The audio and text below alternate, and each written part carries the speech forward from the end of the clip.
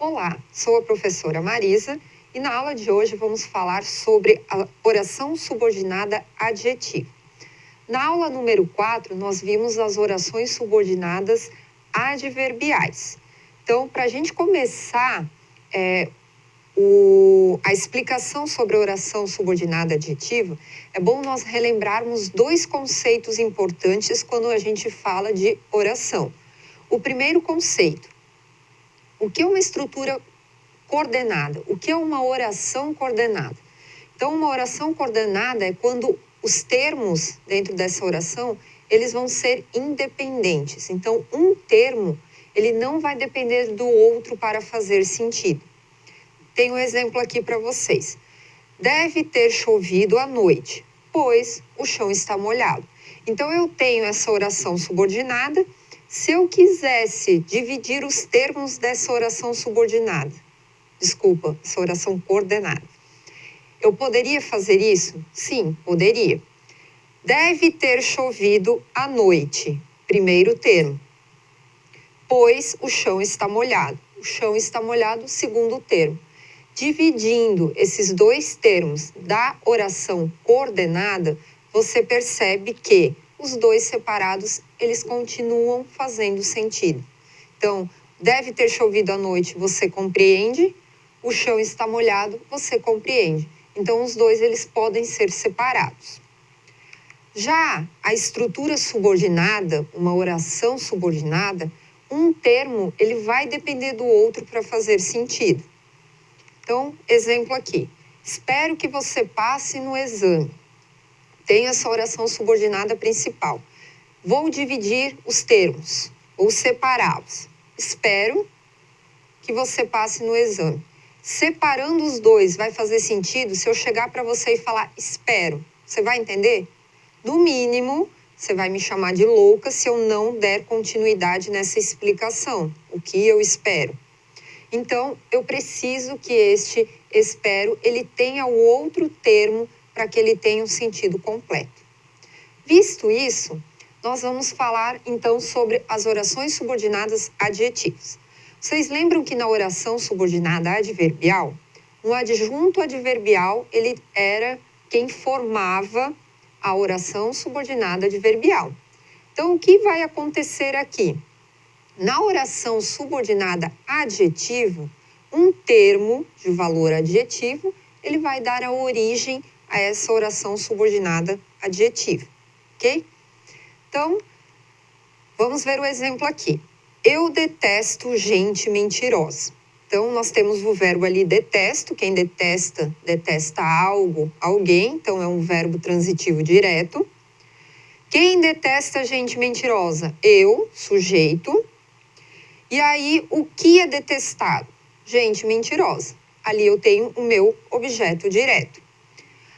Gente, ele vai ser o núcleo deste objeto direto, a parte principal. Eu detesto gente.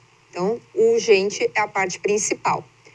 Mentirosa está caracterizando o tipo de gente que eu detesto. Então, mentirosa vai ser um adjetivo e ele, por acompanhar um substantivo, a gente vai chamá-lo de adjunto adnominal.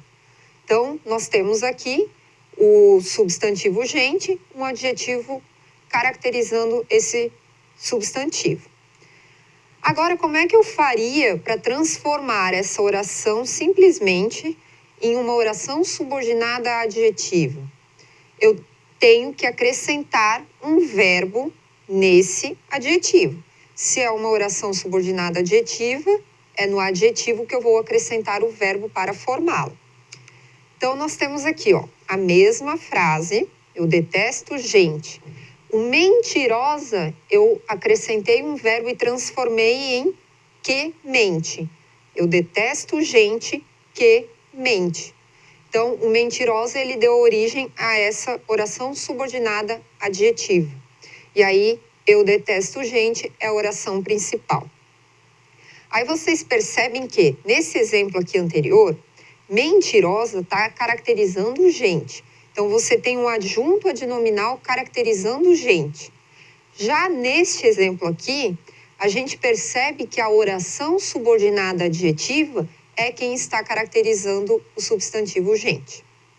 Lembrando que quando nós falamos das orações subordinadas adjetivas, este que ali ele vai ser o pronome relativo. Pronomes relativos eles são muito importantes para a coesão do texto. Então, para eu não repetir a palavra, eu utilizo pronomes relativos. Então, no caso aqui, eu vou ler. Quando eu ler esse que, eu vou entender que eu estou falando de gente, do substantivo gente. Então, para não repetir, eu detesto gente mentirosa ou gente que mente. Para não repetir a palavra gente, eu utilizo o pronome relativo. Ah, como é que eu vou ter certeza que é um pronome relativo? Como é que eu vou ter certeza que eu estou falando de uma oração subordinada adjetiva? Eu posso trocar esse que pelo o qual, a qual, os quais, as quais. Então, ó, eu detesto gente, a qual mente. Então, consegui trocar, manteve o sentido, eu sei que é um pronome relativo. Agora, nós temos que saber quais são os sentidos desses adjetivos, quais são as classificações das orações subordinadas adjetivas. Então, nós temos o sentido explicativo e o sentido restritivo. Qual é a diferença deles? Quando eu tenho uma característica explicativa, eu estou falando de algo básico, do essencial de um ser. Então, tudo que é essencial, tudo que é básico, eu vou chamar de explicativo. Quando eu tenho uma característica determinada, então, em um grupo, eu vou escolher determinado ser, ali eu vou ter uma ideia restritiva. Por exemplo, parede. Nós sabemos que toda parede é dura. É uma característica essencial da parede ser dura, porque ela sustenta o teto, na parede nós conseguimos colocar janelas, então ela precisa ser dura. A essência dela, a característica básica dela é ser dura. Ok, mas toda parede é branca? Não, não é branca. Nós temos paredes azuis, amarelas, verdes, temos várias cores de parede. Então, o que acontece? Dentro desse grupo, dessa característica básica de paredes duras, eu quero aquela que seja uma parede branca.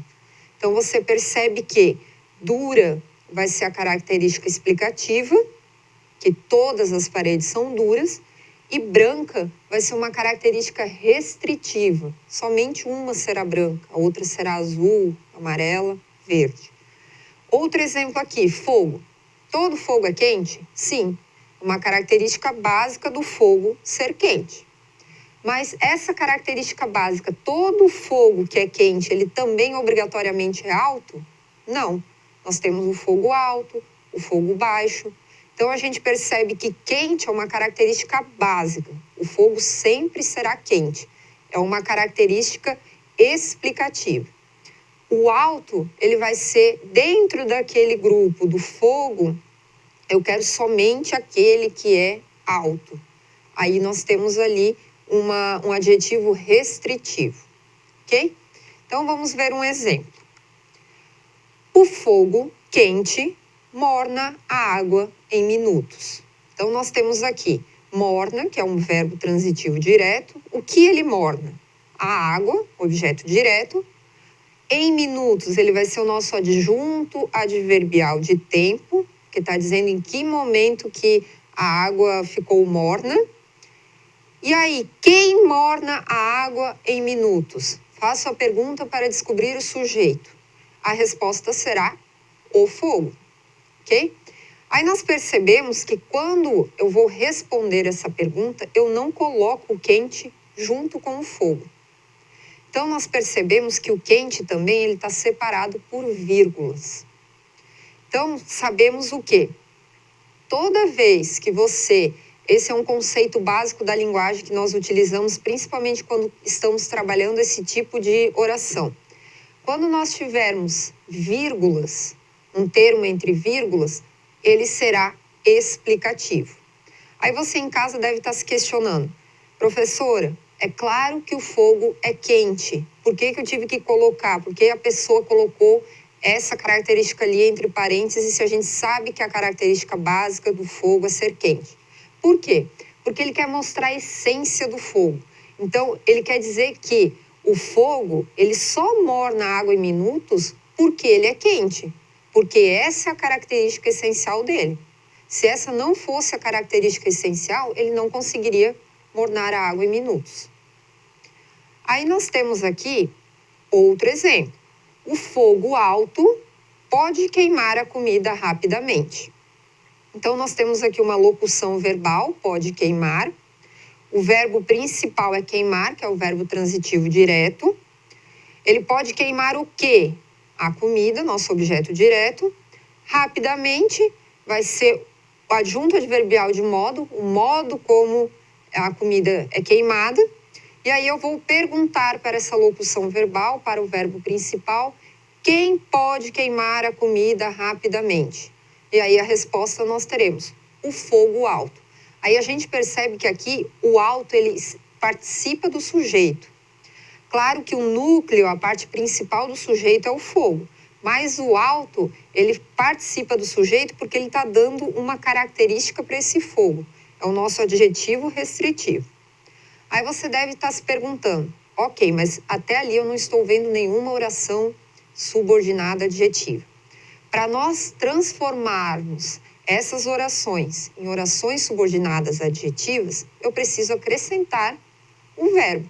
Então, eu vou acrescentar o verbo nesse adjetivo restritivo e vou acrescentar o verbo neste aposto explicativo. Como é que ficaria? O fogo que é quente morna a água em minutos. Então, vocês percebem que no primeiro exemplo ali, ele é um aposto explicativo. Ele está explicando sobre o fogo. Ele está explicando qual é o tipo de fogo.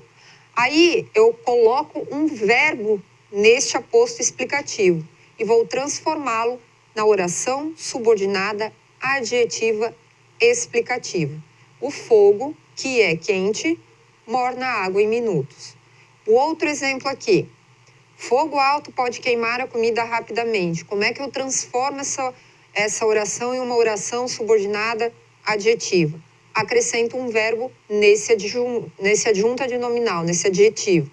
O fogo que está alto pode queimar a comida rapidamente. Então, ali, quando eu acrescento o verbo, eu já crio a minha oração subordinada adjetiva restritiva. Então, quais são os dois tipos de orações subordinadas adjetivas? Vocês devem estar desesperados, mas podem ficar tranquilos, que são somente dois tipos de oração. Então, a primeira delas é oração subordinada adjetiva explicativa. Então, ela vai fazer o quê? Ela vai acrescentar uma qualidade à palavra que vem antes dela. E sempre ela estará entre vírgulas. Sempre um termo explicativo estará entre vírgulas. O exemplo aqui, ó, o país. Que país? Agora eu vou explicar qual é o país. Grande exportador de matérias-primas. Enfrenta uma crise econômica interminável. Então, esse aqui vai ser o nosso aposto explicativo, porque eu estou explicando qual é o país que eu estou me referindo. Agora, como eu transformo na oração subordinada adjetiva explicativa? Acrescentando um verbo neste aposto. Então, temos aqui o país que é grande exportador de matérias-primas, enfrenta uma crise econômica interminável. Então, agora sim, nós transformamos aquele aposto em uma oração subordinada adjetiva explicativa. A segunda classificação, oração subordinada adjetiva restritiva. Então, o que ela vai fazer? Ela vai restringir o significado da palavra antecedente. Então, em um grupo, eu quero somente determinado ser. Estou restringindo aquele grupo. E neste caso aqui, a gente não utiliza vírgulas. Vamos ao exemplo. O país, grande exportador de matérias-primas, enfrenta uma crise econômica interminável. Então, nós temos ali enfrenta, que é o verbo transitivo direto, uma crise econômica interminável, nosso objeto direto, crise, vai ser o termo central desse objeto direto. Econômica e interminável são adjetivos que estão acompanhando esse substantivo, que são os nossos adjuntos adnominais. Então, vou pegar aqui o adjunto, vou acrescentar um verbo para formar a minha oração. O país, grande exportador de matérias-primas, enfrenta uma crise econômica que não termina. Então, eu peguei e transformei aquele adjetivo em um verbo com um verbo. Aí formamos a oração subordinada adjetiva restritiva. Vistos os dois tipos de orações, nós temos que saber qual é a ideia que ela te dá. Quando eu uso vírgula tem um sentido, se eu tiro a vírgula o sentido muda ou continua o mesmo sentido. Então eu vou mostrar para vocês aqui alguns exemplos. Primeiro exemplo, a empresa possui 300 funcionários, vírgula, que moram em Guaratinguetá. E o outro exemplo, a empresa possui 300 funcionários que moram em Guaratinguetá. Nesse segundo exemplo, nós não temos vírgulas. Vai ter mudança no sentido, no significado? Vai. Nesse primeiro exemplo ali, a empresa, ela tem 300 funcionários e é a essência desses 300 funcionários morarem em Guaratinguetá. Então, a empresa ela tem 300 funcionários somente e todos os 300 funcionários moram em Guaratinguetá. Agora, nesse exemplo, sem vírgula, a empresa ela possui vários funcionários. Desses vários funcionários, 300 moram em Guaratinguetá. Tem outros funcionários que moram em Taubaté, tem outro funcionário que mora em Lorena, em São José dos Campos. Então, você percebe que o uso da vírgula, ela vai mudar o sentido, o significado da oração. Outro exemplo aqui. Dona Ana, fotografei seus filhos, vírgula, que são lindos. Dona Ana, fotografei seus filhos, que são lindos. No primeiro exemplo, eu tenho o uso da vírgula. No segundo exemplo, eu não uso vírgula. Então, vamos imaginar que você resolveu começar a trabalhar com fotografia. Você foi lá na Praça Santa Terezinha e começou a fotografar todas as crianças que estavam brincando. Fotografou, no final você entregou o seu cartão para a Dona Ana e disse assim, Dona Ana, entre em contato comigo que eu fotografei os seus filhos. Passado alguns dias, a Dona Ana entrou em contato com você e você respondeu para ela a primeira frase. Dona Ana, fotografei seus filhos, vírgula, que são lindos. Neste caso aqui, a Dona Ana ela ficará extremamente feliz, se ela tiver um pouco de conhecimento de língua portuguesa, porque nesse caso ali, quando você utiliza a vírgula, você está dizendo que a característica básica dos filhos da Dona Ana é serem lindos. Então, todos os filhos da Dona Ana serão lindos, são lindos. Já no segundo exemplo, se você responder isso para a Dona Ana, ela vai ficar bem chateada. Vai te bloquear e não vai comprar nenhuma foto sua. Porque nesse caso aqui, Dona Ana, fotografei seus filhos que são lindos. Então, dos seus filhos, eu estou restringindo que eu fotografei somente os lindos. Os feios eu não fotografei. E aí, o que acontece? Você vai ficar sem emprego porque a Dona Ana vai ficar bem chateada, né? E o último exemplo que nós temos aqui, o time, vírgula, que não treina, vírgula, não ganha campeonato. E o outro exemplo, o time que não treina, não ganha campeonato, sem vírgula. Então, vamos imaginar, acho que todo mundo conhece um pouco de futebol, gostam de futebol, vamos imaginar o Campeonato Brasileiro. Tem sempre aquele time no Campeonato Brasileiro que joga, nunca ganha nada, nunca é rebaixado, mas também fica só de passagem. E aí, o que acontece? Você vai dizer assim, que o time, vírgula, que não treina, vírgula, não ganha campeonato. Então, você está se referindo a esse time específico, que ele participa do campeonato, mas ele nunca ganha nada. Por que ele nunca ganha nada? Porque a característica básica deste time é que ele não treina. Então, é claro que ele nunca vai ganhar nada. No segundo exemplo, o time que não treina não ganha campeonato.